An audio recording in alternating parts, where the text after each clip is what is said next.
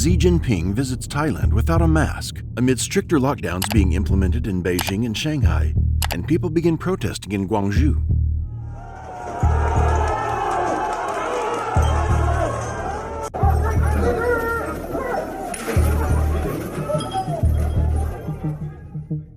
China offshore police service stations ring alarm bells for multiple European nations. Claims of criminal activity at so-called police stations allegedly set up by China's government. China has set up over 50 unofficial police stations in at least 21 countries. Thai Prime Minister Prayut Chan-o-cha on Saturday welcomed Chinese President Xi Jinping at the government house after Mr. Xi attended the 29th Asia-Pacific Economic Cooperation APEC summit in Bangkok.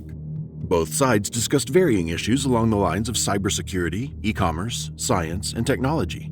During Mr. Xi's visit, both sides also signed a joint action plan on Thai-Chinese strategic cooperation between 2022 and 2026, as well as the Thai-Chinese Cooperation Plan, jointly promoting the Silk Road Economic Belt and the 21st Century Maritime Silk Road. During the visit, Xi and his wife, Ping Li-wan, were photographed at the Asia-Pacific Economic Cooperation Summit without a mask.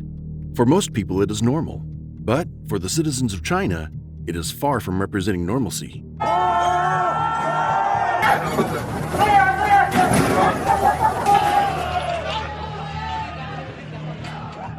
As CCP not only did not relax the COVID restrictions, but doubled down, and now has more restrictions in Beijing and Shanghai.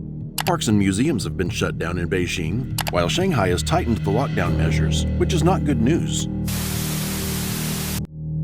Beijing has shut down parks, museums, and other public spaces. This as China continues to combat rising COVID cases. And taking into consideration the Chinese economy is already suffering, it will not result in economic prosperity that President Xi desperately needs to justify his third term in power. China reported 28,127 new domestically transmitted cases on Monday, close to its daily peak in April.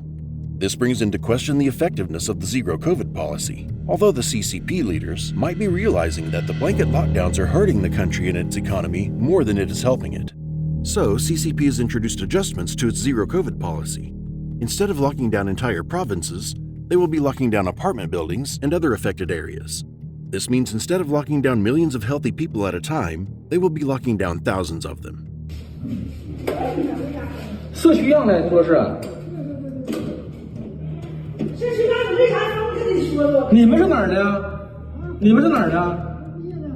And even then, who knows how they'll implement? It might just mean the same severe lockdowns with added steps.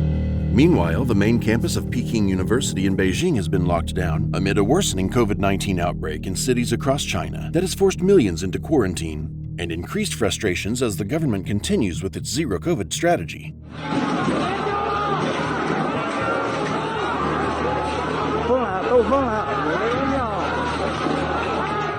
Students and staff are requested not to leave the grounds unless it is necessary, despite there being only one case on the entire campus. In multiple cities, people are not allowed to visit public spaces like parks and museums unless they have a green health code. And even if a person has a green code, that is not good enough for the Chinese government, as the code can't be older than 48 hours. Otherwise, it is not valid, and the nucleic acid test has to be done again to get a green health code, which is good enough for the CCP.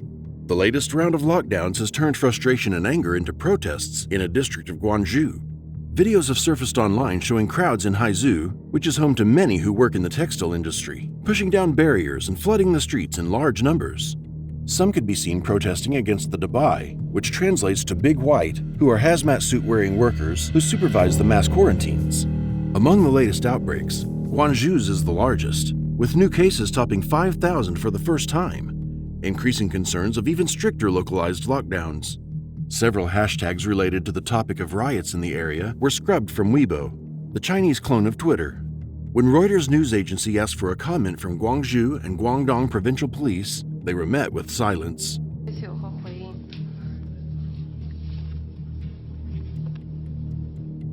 Lately, there has been a lot of discussion of the Chinese police stations around the world, which are present in countries like Brunei, Japan, the United States, and multiple others. It has been going on for a very long time.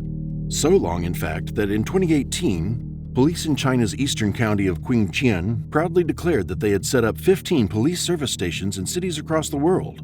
They claim that these are set up to help Chinese nationals with their paperwork and solve disputes amongst Chinese citizens. But the reality is much more malicious. Earlier, it did not garner much attention, but in recent weeks it has sparked alarm in multiple European countries that are already distrustful of China's growing extraterrestrial sphere of influence. Some countries are starting to take action, like the Netherlands, which has declared 2 such facilities in Amsterdam and Rotterdam illegal and has ordered them to shut down all operations.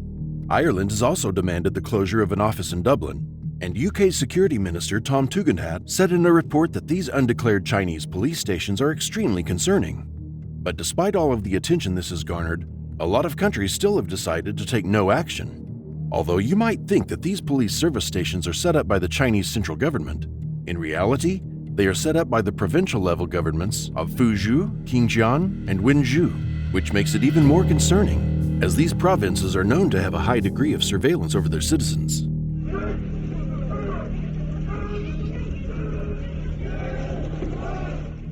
Of course, Beijing denies that these police stations have any role in policing and only exist for administrative services, but have provided no reason for why these services could not be carried out by the Chinese embassies or consulates. In this case, one is left to wonder why China might have these offshore police stations. Well, the answer could be found in Chinese state-run media. It has been reported that overseas stations helped Qinghai police achieve breakthroughs in pursuing fugitives overseas. The Persuade to Return campaign is part of Beijing's growing effort to persuade those it sees as criminals abroad. A drive intended both to crack down on transnational offenses, such as online fraud, and pursue political targets. The Qinghai police have said that they use overseas stations to support Beijing's Persuade to Return campaign, which circumvents formal extradition processes by harassing suspects to return to China.